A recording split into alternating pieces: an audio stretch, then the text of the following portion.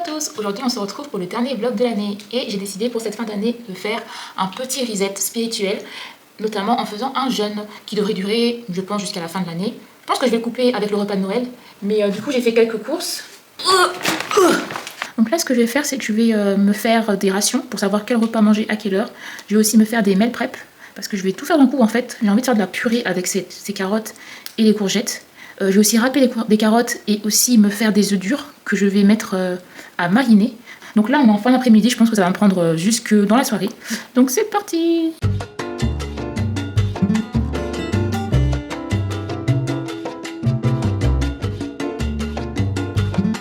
Donc voilà les deux formats de carottes que je vais préparer. Donc ça ce sera pour la purée et ça ce sera pour la salade. Regardez le carnage que c'est. Donc là je suis en train de préparer le miel au citron, gingembre au citron, que je mettrai dans ce miel. Ça c'est les carottes râpées et les concombres. Et il m'en reste encore. On a les carottes qui sont en train de cuire. Quand ce sera fini, je passerai aux courgettes pour en faire une purée avec les carottes. Et je dois aussi faire la marinade des œufs durs qui sont en train de refroidir. Regardez comment elles sont toutes petites ces courgettes. Elles sont trop mignonnes. Des bébés courgettes. On va passer au miel citronné. Donc j'ai acheté une boîte de miel assez grande et donc un citron et une branche de gingembre. Donc ce qu'on va faire, c'est qu'on va faire un peu de place parce que, vous voyez, la boîte de miel est assez remplie. Donc on va un petit peu la vider. On pourra la remettre après. Surtout qu'avec le jus de citron, ça va devenir un peu plus liquide. Donc il faut vraiment pas hésiter à vider pour pas que ça déborde. Donc on va mettre ça dans un verre. Là-dedans. Voilà. Ouf. Wow. Ok, là on est bon. Voilà, le miel qui est là. Et du coup, on va mettre les ingrédients. Voyez. Alors, si ça flotte au-dessus, c'est normal. Ça va toujours flotter un peu au-dessus, mais moi, ce que j'aime bien faire, c'est le mettre au fond. Vous voyez, comme ça, on enfonce. Et voilà ce que ça donne. Donc là, ça fait déjà une dizaine de minutes que j'ai mis à mariner, et vous voyez, c'est déjà pas mal liquide. Le jus a tendance à rester en surface.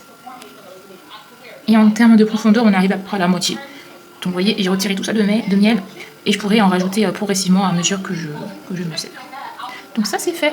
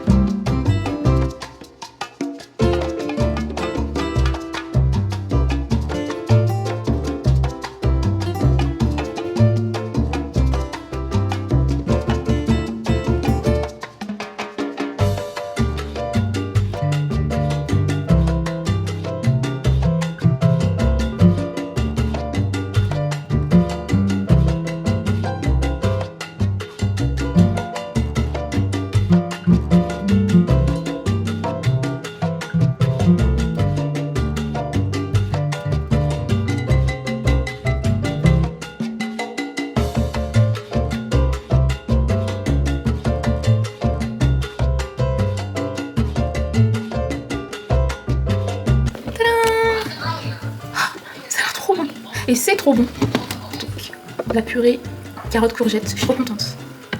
Donc je pense que je vais m'en mettre un petit peu pour ce soir, avec ce bout de pain. Donc je vais commencer mon jeûne comme ça. Et je vais voir si je fais mon pain aux noix ce soir ou demain matin. Mais ça m'aura pris un peu de temps. Mais en tout cas, je suis trop contente de mon petit meal prep là, pour ce jeûne.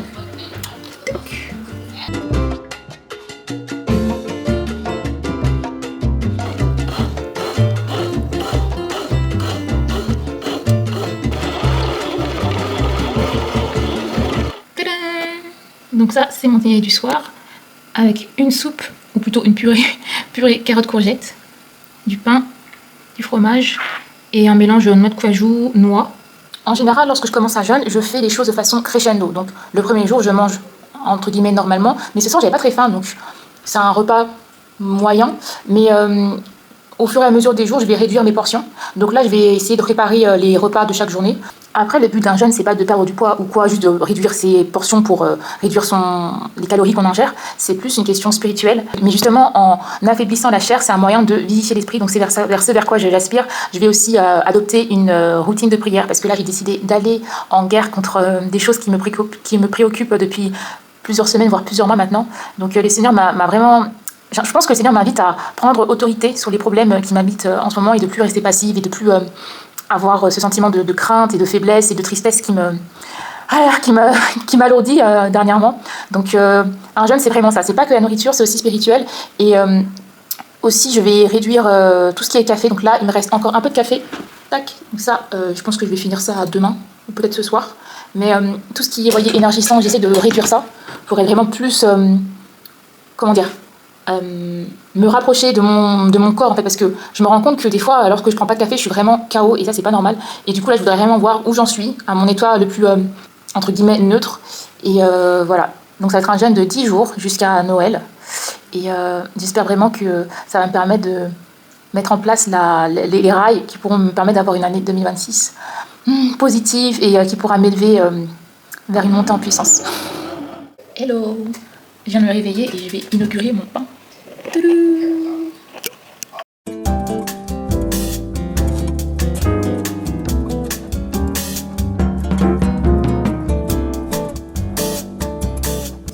Voilà mon petit déjeuner, du café au lait avec du pain maison aux noix avec du Nutella. Donc, je sais pas si vous connaissez cette marque, elle est super bonne. Elle est un peu chère, mais franchement c'est super bon. Là c'est le premier jour de mon jeûne, donc je me permets de me faire un peu plaisir. Mais dès demain, ce sera du pain sans Nutella. Et j'ai commencé par ne pas mettre de sucre. Donc c'est parti.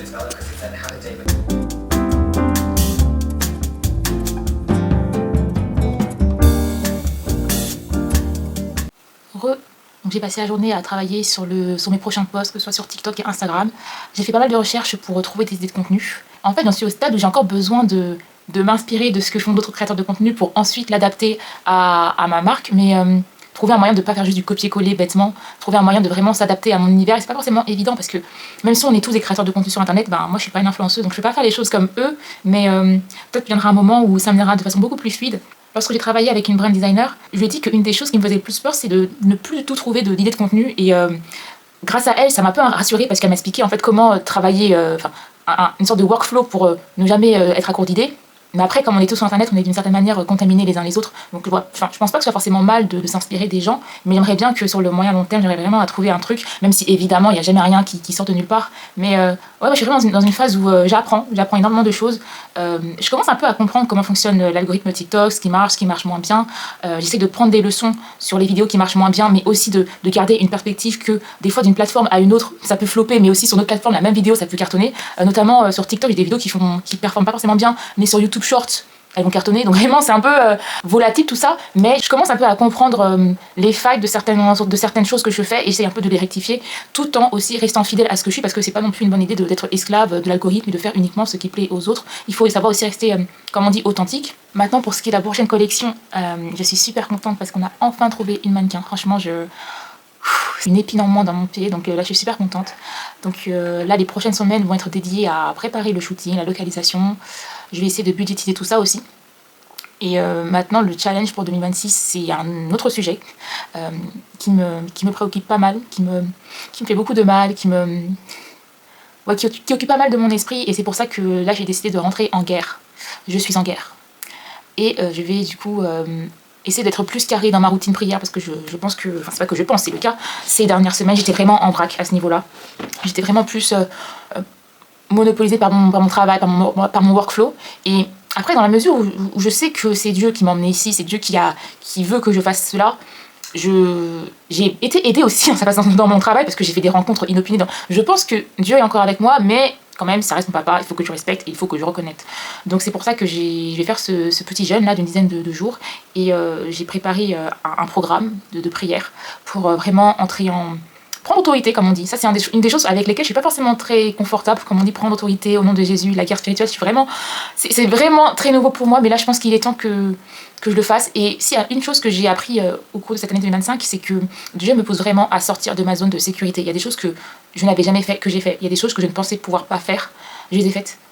Et aussi, par exemple, pour les personnes qui, comme moi, ont beaucoup de mal avec les premières fois, genre, j'ai jamais fait ça, donc je n'ai pas la légitimité de faire ça ou de demander ça, ben, dites-vous que tous les jours, on a des premières fois. Vous voyez, c'est la première fois que je porte cette couleur, c'est la première fois que je vais au cinéma tout seul, c'est la première fois. On a tous des premières fois. Mais le problème, c'est qu'on se focalise sur les premières fois dans un domaine qui est notre faiblesse. Je sais pas si ça fait sens ce que je viens de dire. Et comme moi, j'ai un problème de confiance en moi, de légitimité, on pourrait même dire d'imposteur syndrome, même si je sais pas si quand on est entrepreneur, on peut parler d'imposteur syndrome vu qu'on est tout seul. Mais j'ai beaucoup de mal à faire des choses que je n'ai pas fait. J'ai vraiment ce réflexe de me replier dans ma zone de sécurité et ça c'est pas possible en fait quand on est entrepreneur, surtout quand moi j'ai juste de lancer ma marque, il faut que je dois toujours avancer parce que je vais pas me permettre de me reposer sur des lauriers. Donc là en fait surtout ces derniers mois ils se sont pas mal accélérés parce que du coup j'ai fait des rencontres vraiment qui m'ont ouvert des portes que je pensais vraiment impossibles, des rencontres, on dit il n'y a pas de hasard comme on dit, mais vraiment des entre guillemets hasards qui n'auraient pas eu lieu, donc sans l'aide de Dieu. Et c'est pour ça que je pense et je sais que Dieu est avec moi. Mais là je pense que Dieu me pousse aussi à aller plus loin en me demandant de prendre vraiment autorité et de plus passer mon temps à prier, à dire s'il te plaît Dieu, fais ci, fais ça. Non, il faut vraiment que je prenne autorité, que je sois peut-être plus agressive dans ma façon de prier. Donc je me suis fait un petit programme et normalement j'ai fait une commande qui devrait arriver demain ou après-demain, donc on en reparlera plus tard. Mais je suis assez excitée de passer à cette nouvelle étape dans la vie de prière. C'est vrai que dans la spiritualité, c'est pas tous les jours que j'essaie de nouvelles choses. Je crois que la dernière fois où j'ai fait quelque chose que je n'avais jamais fait, c'était quand j'avais intégré un groupe de prière. Il y avait une fille que j'avais rencontrée sur YouTube et elle faisait des réunions de prière sur Paris où on se rencontrait. Donc on était des inconnus et on priait ensemble. C'était super bien. Bon, maintenant j'ai déménagé donc je n'ai plus accès à ce genre de choses. Mais ouais, je suis vraiment reconnaissante que Dieu me pousse dans mes derniers retranchements. Je vais pas vous mentir, des fois j'ai des petites crises de panique parce qu'en fait là le temps n'est vraiment pas en ma faveur. J'ai vraiment un temps très limité et si Dieu n'opère pas dans ma vie prochainement, je vais devoir... j'ai pas trop envie d'y penser, mais là je me retrouve confrontée à un challenge que je n'ai jamais eu à affronter de ma vie et c'est peut-être une bonne chose parce que ça veut dire qu'on avance. Vous voyez ce que je veux dire, quand on fait tout le temps les mêmes choses, qu'on répète tout le temps les mêmes choses, ce qui était aussi mon cas ces dernières années, je me retrouvais toujours au même problème, j'avais l'impression de vraiment être comme dans une roue d'hamster et de rouler et de me confronter aux mêmes obstacles. Mais là, j'ai l'impression de enfin comprendre que ouais, je me retrouve à une situation, il faut que tu fasses différemment. Et c'est ce que je compte faire. Donc je vous en parle ouvertement et on verra quels seront les résultats. Mais c'est pour ça que la foi est aussi importante chez les chrétiens. Il faut qu'on ait la foi en fait. Je ne veux pas me dire si ça échoue. Là je me dis Dieu va agir. Mais maintenant, chacun a sa part. Moi je vais faire ma part et Dieu va faire sa part. Donc voilà. Bon, il est minuit 29. Autre résolution que je me suis donnée, c'est d'aller me coucher avant minuit parce qu'en fait, j'ai envie de faire je dois filmer plusieurs vidéos et vu qu'il fait nuit très tôt, c'est vraiment pas évident d'avoir le temps de tout filmer. Donc là, je me suis décidée à me coucher plus tôt pour me lever plus tôt, ce qui est vraiment pas évident pour moi parce que moi je suis un oiseau de nuit. J'aime me coucher tard et me lever tard. Pour vous donner une idée, là je suis en train de taper je me couche vers 3-4 heures du matin pour me lever vers 13h, 14h. C'est honteux. Donc là, j'essaie de rectifier le tir. Donc je vais me lever à 9h. Ouais, j'ai mis le réveil à 9h, 9h30. Et comme ça, je vais pouvoir shooter un maximum de choses. Et voilà, donc on se dit à demain.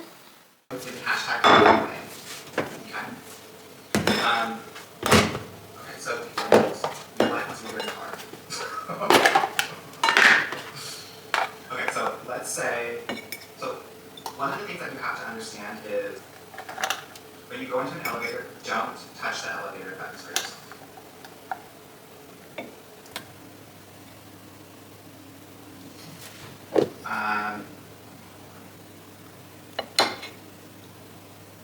Confident is that more like the mentality is that this world is for you.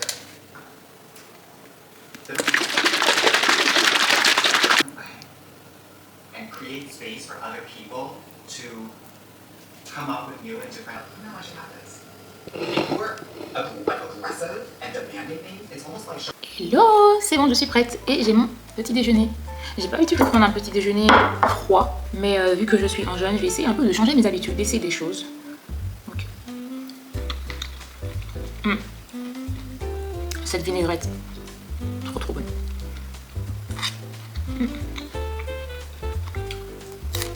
Vu que je vais avoir une journée assez chargée aujourd'hui, il vaut mieux que je prenne des choses qui me donnent de la force. Je vais essayer de filmer une vidéo aujourd'hui et je vais continuer à préparer le contenu pour le mois de janvier. Je vais aussi devoir préparer le shooting de janvier avec ma mannequin et mon photographe. Parce que il ne reste pas... Non, j'ai un mois devant moi. Mais vu comment le temps passe vite en ce moment, on va essayer les yeux. Je crois que j'ai pas mis assez de sauce soja parce que normalement ils sont censés être beaucoup plus colorés que ça. Mais on va voir si ça a du goût.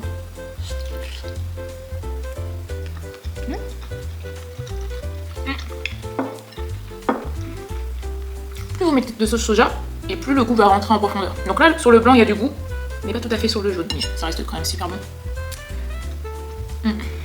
C'est bon, j'ai enfin fini le shooting, je suis super contente, j'ai réussi à shooter 2 vidéos et j'ai aussi reçu un colis Amazon. Donc ça, ce sera pour faire des huiles d'onction. Je ferai ça demain parce que là je suis en mode shooting, je vais éditer les vidéos. Si je me débrouille bien, j'aurai fini ce soir.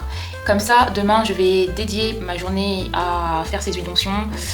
Ça va être assez particulier, donc je pense que c'est mieux que je mette mon esprit en mode prière, si vous voyez ce que je veux dire. Aujourd'hui là je suis en mode shooting, édition et demain ce sera une journée spéciale.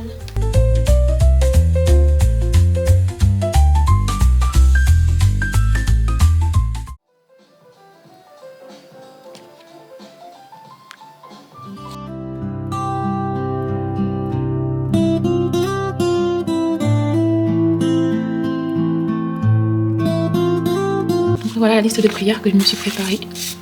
Il y en a une dizaine, donc j'aurai besoin d'une dizaine de bouteilles.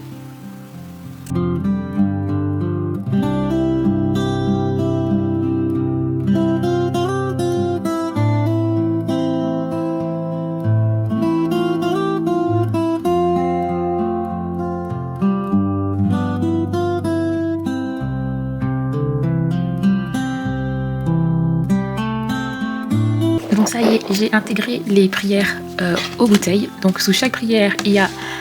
Non, sous chaque bouteille il y a la prière qui est attribuée donc au verset ou bien au chapitre. Donc ça va me prendre un peu de temps pour préparer tout ça, mais c'est pas grave. Je passe tellement de temps dans des bêtises. Le temps que je vais consacrer à prier, c'est à moindre des choses. Et je pense que j'en ai largement besoin. Et je pense que c'est vraiment le moment.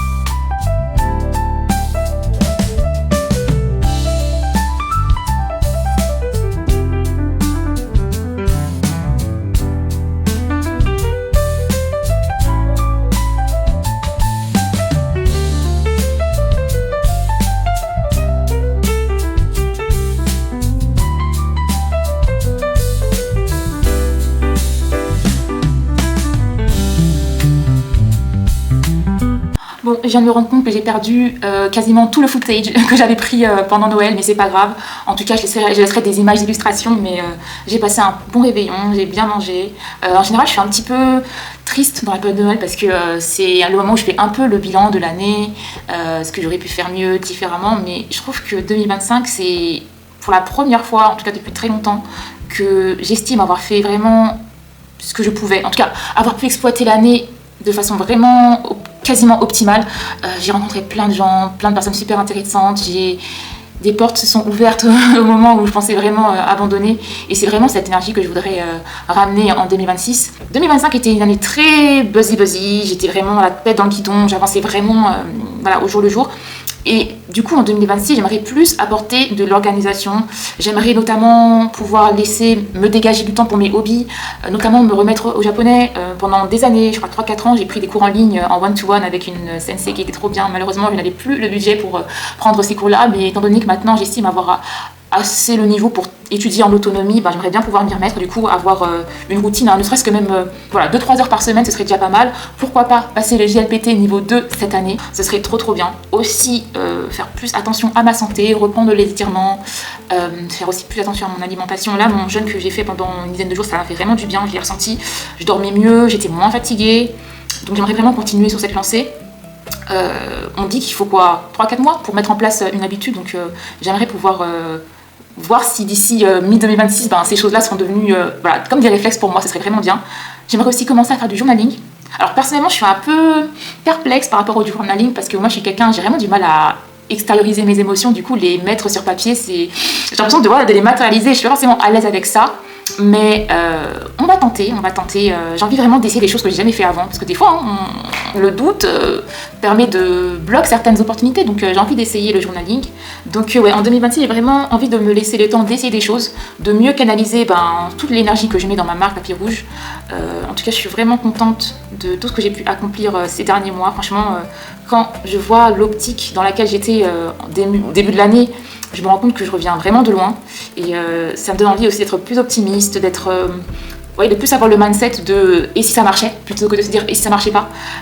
J'ai encore pas mal de doutes, d'angoisse par rapport à ce qui peut se passer. J'ai notamment une deadline qui se rapproche à très grands pas, qui fait que peut-être que je ne pourrais pas continuer à faire ce que je fais maintenant. Donc c'est vraiment un travail que je fais actuellement, de vraiment avoir un mindset au jour le jour, de ne pas penser à dans 1 mois, dans 2 mois, dans 6 mois, de vraiment profiter du temps que Dieu me donne. En fait, j'ai l'impression qu'en 2025, Dieu m'a vraiment appris à me reposer sur lui, plus que sur moi-même, en fait. Et c'est pas évident, parce que moi, je suis quelqu'un de très, comme on dit en anglais, self-reliant, je n'aime pas demander de l'aide, je suis pas à l'aise par rapport à ça, et pourtant, cette année, j'ai été beaucoup aidée. J'ai vraiment des gens qui m'ont tendu la main, et c'est peut-être une façon de Dieu de me montrer, tu vois, quand tu lâches prise, quand tu toques à la porte, on ouvre en fait. Et du coup, c'est vraiment ce mindset que je voudrais embarquer en 2026. Continuer à faire confiance à Dieu, parce que là, clairement, par mes propres forces, c'est impossible. Donc, je pense vraiment que Dieu essaie de me parler comme ça, et je suis hyper reconnaissante pour toutes les personnes qui m'ont soutenue tout au long de cette année, toutes les personnes qui m'ont laissé des commentaires, qui viennent dans mes DM, tous les gens qui me follow, que ce soit sur YouTube, Instagram ou même TikTok, d'avoir des dizaines de personnes, voire même des centaines de personnes qui s'intéressent à mon travail, c'est hyper touchant. En fait, on se rend pas compte des fois sur les réseaux sociaux, mais vraiment, c'est waouh. Et j'aimerais continuer à monter en puissance avec Papy Rouge pour l'année 2026. Vraiment, ça fait très longtemps que j'ai pas été aussi reconnaissante de ma vie, des opportunités qui se sont offertes à moi. Donc merci à tous les gens qui m'ont regardé jusqu'à maintenant, et on se dit à très bientôt. Ciao!